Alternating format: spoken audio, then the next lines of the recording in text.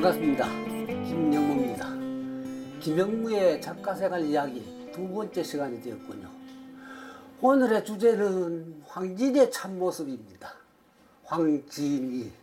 그녀는 조선 중종임금 시절에 송도, 즉 개석의 기녀로 우리가 잘 알고 있는 이런 시조도 남겼습니다. 정살리 벽계수야 수의갑을 자랑 마라. 일도 장애하면 돌아오기 어려우니 명월이 망공산하니 시어간들 어떠리. 조선조에도 그럴듯한 여류명사들이 한두 분이 아닌데 왜 하필 황진이를 오늘의 주인공으로 삼았느냐고요? 잠깐만 제 이야기에 귀 기울이다 보면 점차 아시게 될 거예요. 저 싫었거나 싱거운 사람이 아니거든요. 한술 더 떠서 현대사회는 실용주의와 물질 만능주의가 팽배하기에 제가 일삼아 황진이를 초대했단 말씀도 할 수가 있을 것 같은데요. 그러니까 벌써 20여 년 전이군요. 세월이 정말 너무 빨라요. 서울에서 월드컵 축구대회가 열렸던 2002년 4월에 저기 장충동 국립극장 대극장에서는 70여 명의 무희가 등장하는 무용극 황진이가 그야말로 절찬리에 공연되었습니다. 모두 4차례 공연이었죠. 강영글 씨가 연출을 했고 음악은 사물놀이 원조로 알려진 김덕수 씨가 맡았고 안무금 주연은 손정아 씨 담당이었습니다. 손정아 씨는 미국에서 20여 년 동안 한국 무용 전도사로 활약하다가 그때 막 귀국했고요. 말이 남김에 썰을 좀 더 풀자면요. 사물놀이 김덕수 씨 역시 천재적이군요. 무용극 황진이에 사용될 작곡이 끝났다면서 60분짜리 CD 한 장을 저에게 넘겨주었는데 저는 꼼짝도 못한 채 한 자리에 앉아 끝까지 그 음악을 다 듣게 되었어요. 한마디로 신기가 느껴졌던 거예요. 그리고 그때 그 공연에서 지족 선사 역을 맡은 이태상 씨가 깨달음의 춤이라는 오도물을 추었는데 많은 관객들로부터 그 춤이 정말 인상적이었다는 평을 듣기도 했었습니다. 참, 그 대형 무용극의 대본을 바로 제가 집필했던 거예요. 그 공연의 막이 열리기 몇 개월 전 겨울이었습니다. 연출가 강영걸 씨가 나한테 무용극 대본 한 편을 집필해야겠다면서 춤꾼 손정아 씨를 소개시켜 주었고 주제는 황진이 일대기로 못 박았습니다. 내가 왜 하필 황진이야 하고 못마땅해 하자 안무가 손정아 씨가 그렇게 정한 주제라며 이젠 변경할 수 없는 일이라 했습니다. 솔직히 말하면 그때까지도 저는 여러 시민들처럼 황진이 하면 그저 새끼 많았던 기녀 정도로 알고 있었습니다. 비에 젖은 몸으로 당대 석학 서경덕을 유혹하여 잡아뜨리기도 하고 9년차 면벽 수행 중에 있는 지족 선사도 파괴성으로 만든 아주 요녀에 가까운 여인쯤으로 인식했던 거예요. 어쨌거나 대본을 집필해야 한다는 계약이 성립되고 말았으니 저는 굶실굶실 황진이 관련 자료들을 섭렵하기 시작했습니다. 황진이가 남긴 시들도 다시 찾아 읽어보기도 하고 그녀의 생애에 관한 기록들도 여기저기서 어렵게 찾아보았죠. 심지어 비디오 가게로 쫓아가 한국 영화 황진이도 빌려보았습니다. 그 영화에서도 역시 노골적으로 황진이의 섹스 업질만 클로즈업하여 들렸군요. 지금은 사라지고 말았는데 그때는 비디오 가게들이 천지뼈까지로 밀려 있었어요.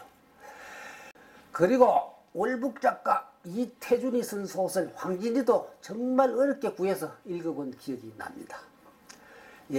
대부분의 작가들이 그럴 테지만 어떤 작품을 쓰려고 할 땐 해당 작가 본인이 우선 감동할 만한 무슨 깨달음을 얻거나 충격적인 사실을 발견해야만 그의 펜이 움직이기 시작한답니다. 흔히 영감을 얻는다고들 하죠. 제가 황진이 제보를 집필할 때도 예외가 아니었습니다. 이를테면 황진이가 지은 한시들을 읽어보다가 어느 순간에 바로 이거야 하고 제가 무릎을 치며 전율을 느끼게 되었던 거예요. 그녀가 남긴 한시가 지금까지 몇 편 전해지더군요. 네, 기녀인 어머니와 양반인 아버지 사이에서 태어난 황진이는 어릴 적부터 공맹자의 학문이라는 유학을 익혔고 어머니 현금으로부터 가야금 연주에 춤과 창도 배웠습니다. 다른 한편 요즘 세상에는 인간의 품격을 중시하거나 가늠하려 들지도 않는 것 같은데 옛날에 엘리트 계층 사람들은 사람의 인품을 무엇보다 중시하려 들었습니다. 학문의 목적을 온통 인격 도야에 두다시피 했으니까요.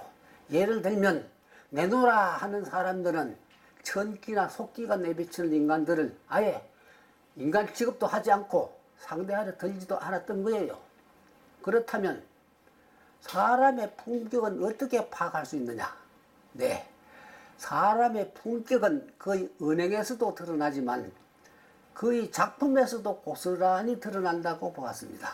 말하자면 시나 글씨, 그림과 같은 작품들이 지닌 품격과 그 작가의 인격이 거의 일치한다고 보았던 거예요. 이를테면 서경덕은 황진이가 지은 한시들과 그녀의 붓글씨를 살펴보고 그녀의 품격이 고상함을 알게 되어 그녀와 말문을 트게 되었던 거예요. 당대 제일의 성리학자라는 자부심을 지녔던 서경덕이 새끼만 충만한 일개천기를 가까이 할 까닭이 없었단 말씀이에요. 저는 황진이가 어쩔 수 없이 기녀가 된 것이 아니라 아예 자발적으로 기녀가 되었다고 해석하려 들었습니다. 굳이 여성 해방 운운하고 싶진 않습니다만, 왜냐하면 남존 여비 사상이 지배하던 그 당시 사회체제 속에서 과거에 응시할 수도 없는 여인 황진이가 자기 주체성을 지키려면 그 수밖에 없다고 보았던 거예요. 이를테면 그 당시 황진이 처지에서는 꼴같지도 않은 남편을 맞이하거나 아니면 어느 양반의 천면이 될 수밖에 없었으니까요. 어느 양반가에서 기녀의 딸인 황진이를 며느리로 삼으려 들었겠어요. 너무 장화할 것 같군요. 해서 이 시간에는 황진이의 기녀 생활상이나 그 당시의 명창 이사종과의 꿈과 같은 6년간의 애정생활 등에 관해서는 생략할 수밖에 없겠습니다. 다만 황진이는 이사종과 함께한 세속적인 행복에서도 과감히 벗어나려 했다는 사실만은 일러두겠습니다. 그래서 저는 황진이야말로 감히 구도자 같은 삶을 살았다는 결론을 내리고자 했습니다. 말하자면 황진이가 귀족선사를 상대했다는 사실은 불도를 깨우친 것으로 해석할 수 있었던 거예요. 숭유 억불 정책이 극심했던 그때 황진이가 귀족선사를 만날 이유는 달리 없었으니까요. 그래요. 황진이가 살았던 그때는 유불서이란 3대 사상 체계가 사회를 지배하고 있었는데 황진이는 그를 상대로 유학을 깨우쳤다는 사실이 밝혀진 셈이 되었죠. 귀족 선사를 상대로 불교도 깨우쳤다는 사실도 유추될 수 있고요. 그리고 유불에 이은 신선 사상에는 노장자의 자연회귀 사상도 습합되어 있었는데 황진이는 마지막으로 젊은 선비 한 사람과 함께 금강산으로 들어가게 됩니다. 거기서 황진이는 이른바 무라일체의 경지를 몸소 체득하려 들었습니다. 좀 철학적인 얘기가 되는데요. 그 철학적인 얘기를 여기서 다 설명할 수는 없겠네요. 젊은 선비는 더 이상 견디질 못해 하산을 결심하고 황진이한테 함께 내려가자고 했지만 그녀 황진이는 혼자 떨어져 금강산에 남게 됩니다.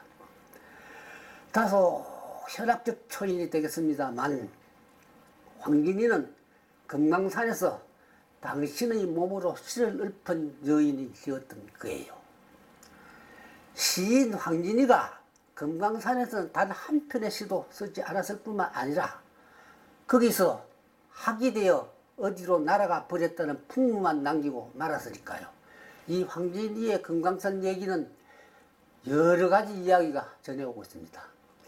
네, 황진이를 이렇게 해석하고 임재가 남긴 시한수를 다시 읽어보니 감회가 새로워지기도 했습니다. 임재는 조선 선조 임금 시절의 선비로 잡초 우거진 언덕에 쓸쓸하고 외로운 모습으로 남아있는 황진이의 무덤에 수를 따르며 다음과 같은 시한수를 읊었습니다. 청초 우거진 콜에 자는가 누웠는가, 홍하는 어디 두고 벽골만 묻혔는고, 잔잡아 그 난리 없으니 그를 슬퍼하노라. 네, 이건 여담인데요.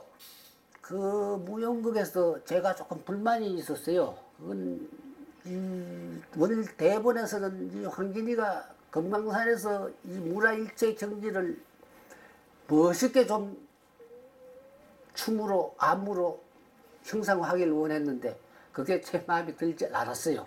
그래서 훗날 그 부분만 다시 확대해서 제가 소요유라는 무용극 대본을 다시 쓴 일이 있습니다. 근데 그 무용극을 공연하겠다던 분이 또 무슨 일이 있어서 아직까지 그 작품은 공연이 되지 않고 있습니다. 언제 공연이 될 수 있는 날이 있겠죠. 그때를 기다려 봅니다.